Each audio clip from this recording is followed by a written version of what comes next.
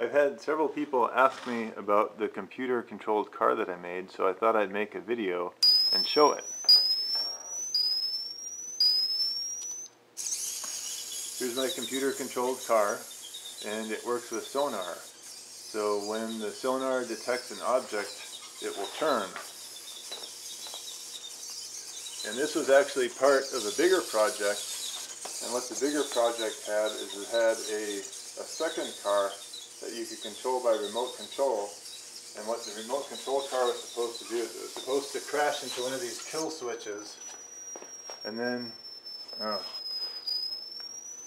when it would hit the kill switch, the car would stop.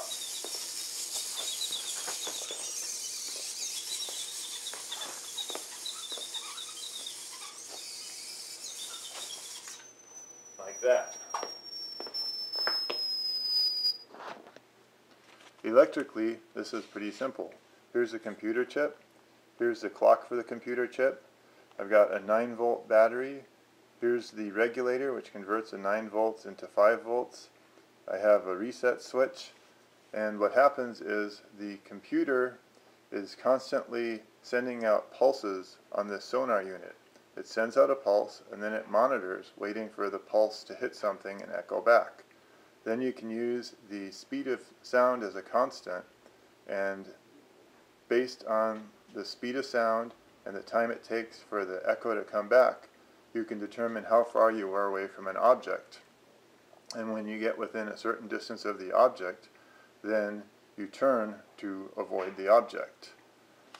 The computer has 2 of these wires going to motors, and there's 1 motor on each side. So by having 1 motor go forward or backward, you can turn the unit. Also, the computer is hooked up to these kill switches, so if anything hits the kill switch, then you stop it. Here's an earlier version I made. Here what I did is I went to the 99-cent store. I bought a remote control car. I took out the remote control stuff, and then I mounted my own computer on top, right here. Here's the computer, and the computer is hooked up to 2 infrared beams. These things here that look like headlights, what these are is, one of them here is just an infrared LED, so it's putting out an infrared light, and that light's going to hit something, and the reflection of the light is going to bounce back to these sensors. So then what the computer is doing, it's constantly sending out the infrared lights and looking for the echo, and when it sees the echo comes back, then it knows that there's an object there. And so this thing is supposed to point one direction, this one's supposed to point the other direction, so you can tell if there's an object to the left or to the right, and you can turn to avoid it. And this worked okay, but the motors on this were pretty wimpy, and I wasn't really happy with it. And I wanted to have something that I could crash together, and this was just a little bit too fragile. So that's it.